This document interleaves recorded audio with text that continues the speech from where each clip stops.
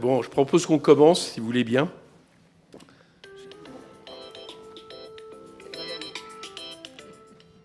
J'espère que vous apprécierez. Maçonnerie, je parle. Bien, chers collègues, on doit examiner en application de l'article 140, alinéa 2 de notre règlement, la recevabilité de la proposition de résolution numéro 2433 tendant à la création d'une commission d'enquête visant à établir les raisons de la très forte croissance de la dette française depuis l'élection présidentielle de 2017 et ses conséquences sur le pouvoir d'achat des Français, pour laquelle le groupe Les Républicains a souhaité exercer son droit de tirage. Je vous rappelle que conformément à l'article 140, alinéa 2 du règlement, il convient de vérifier que les conditions requises pour la création de la commission d'enquête sont réunies sans se prononcer sur son opportunité. Madame Véronique Louwagie, vous avez été nommée rapporteure pour cet examen. Vous avez la parole. Merci, Monsieur le Président. Monsieur le Président, mes chers collègues, effectivement, comme vous venez de le dire, le groupe Les Républicains auquel j'appartiens a choisi de faire usage de son droit de tirage pour demander la création d'une commission d'enquête sur les raisons de la très forte croissance de la dette française depuis l'élection présidentielle de 2017 et ses conséquences sur le pouvoir d'achat des Français. Je m'associe pleinement à cette initiative et je partage la conviction qu'il est nécessaire de faire la lumière sur les causes de l'évolution préoccupante de notre endettement en vue des débats qui viennent sur le prochain projet de loi de finances qui promettent à juste titre d'être animés. Le ministre des Comptes publics, d'ailleurs, Thomas Cazenave, a affirmé il y a quelques jours qu'il était ouvert aux propositions du Parlement pour contenir l'évolution de la dette publique dans le cadre de l'élaboration du prochain PLF. Nous prenons acte de cette volonté. Notre pays s'est en outre engagé dans le programme de stabilité 2024-2027 à réduire significativement son déficit public, et ce, dès l'année prochaine, après le dérapage constaté en 2023. Dans la droite ligne de cet engagement auquel mon groupe a à cœur de contribuer, il s'agit donc pour nous de nous donner les moyens d'appréhender les causes de l'endettement massif de la France. Les crises sanitaires et inflationnistes y ont certes eu leur part, mais pas seulement. Nous entendons donner les moyens à cette Assemblée d'enquêter sur l'ensemble des causes de cette contre-performance des finances publiques pour avancer des propositions étayées qui, je l'espère, sauront nous rassembler au-delà de mon groupe et retenir toute l'attention du gouvernement sur un sujet qui devrait nous rassembler, car il est d'intérêt national pour aujourd'hui comme pour les générations futures. Il suffit pour s'en convaincre de parcourir la liste des missions d'information dont l'objet, pour beaucoup, est d'approfondir la question des dépenses fiscales inefficientes ou du pouvoir d'achat, ou bien encore l'intérêt suscité ici même par les auditions successives de Monsieur le ministre des Comptes publics et du Premier président de la Cour des comptes le 17 avril dernier. Nous sommes face à l'évidence, l'endettement de la France n'est plus soutenable. Le déficit public a atteint en 2023, véritable année noire en termes de gestion des finances publiques, un niveau record de moins 5,5%. Il s'élève à moins 5,3% retraité du changement de base, ce qui reste considérable. Le ratio de dette publique s'établit quant à lui à 110,6% du PIB en 2023 et devrait continuer à augmenter jusqu'en 2025. La France est le troisième plus mauvais élève en Europe, derrière la Grèce et l'Italie. Et sa position dans ce triste classement ne devrait pas s'améliorer au cours des prochaines années, compte tenu de la trajectoire des finances publiques. Il n'y a pas de dette gratuite. Cet état de fait a un coût pour tous les contribuables, je tiens à le rappeler ici. Il nous met face à un arbitrage qui va peser sur le pouvoir d'achat des Français dans des domaines fondamentaux, que sont la santé, le logement ou les retraites. La charge de la dette, pour l'État seul, atteindrait 46,3 milliards d'euros en 2024, soit plus que le niveau du budget du ministère des Armées en 2024, et 72,3 milliards d'euros en 2027, soit celui du budget de l'Éducation nationale et de la sécurité intérieure réunis. Monsieur le Premier président Moscovici a d'ailleurs eu l'occasion d'attirer notre attention sur ce sujet.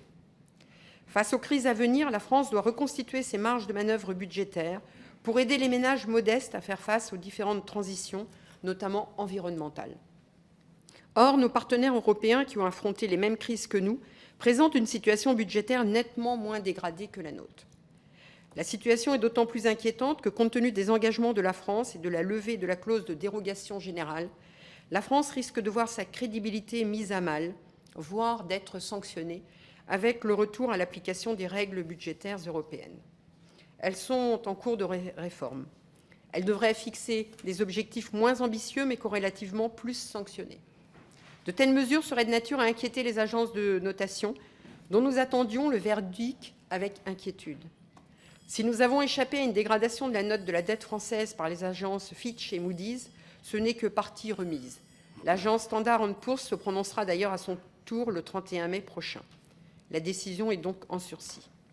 Ce problème de crédibilité lié à des prévisions de croissance trop optimistes est soulevé par le Haut Conseil des finances publiques qui évoque, je le cite, un manque de cohérence de la trajectoire du programme de stabilité. Le gouverneur de la Banque de France s'associe d'ailleurs à ces inquiétudes dans sa lettre annuelle. Il souligne la nécessité de redresser les finances publiques. Graphique éloquent à l'appui, il souligne en outre que jamais les prévisions des lois de programmation des finances publiques n'ont été respectées. Nous pouvons le regretter. Il y a lieu de s'inquiéter d'une possible dégradation de la qualité du suivi de la trajectoire adoptée par la loi de programmation des finances publiques, puisque, je le rappelle, celle-ci a été adoptée grâce à l'article 49, alinéa 3 de la Constitution.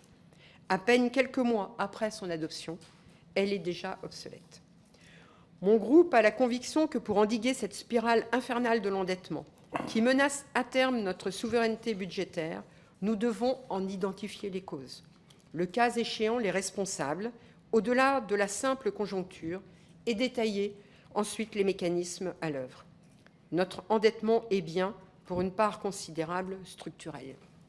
Quels ont été les besoins et les nécessités avancées pour justifier cette débâcle?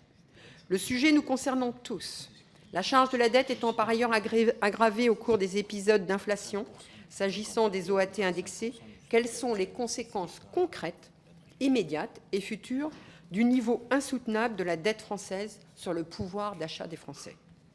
Leur bénéficie-t-il à travers les politiques de bouclier budgétaire mises en place, par exemple, lors de la crise inflationniste, ou bien obère-t-il notre capacité à assurer une protection sociale juste pour tous les Français? Ce sont autant de questions que nous devrons nous poser. Je pense notamment aux annonces faites par l'assurance chômage ou la franchise des médicaments.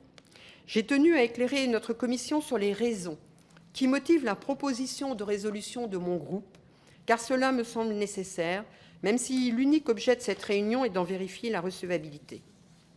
Le groupe Les Républicains ayant fait usage de son droit de tirage, la commission d'enquête sera en effet créée de droit, pour peu que les 3 conditions de recevabilité sur lesquelles je m'apprête à revenir soient respectées, et elles le sont.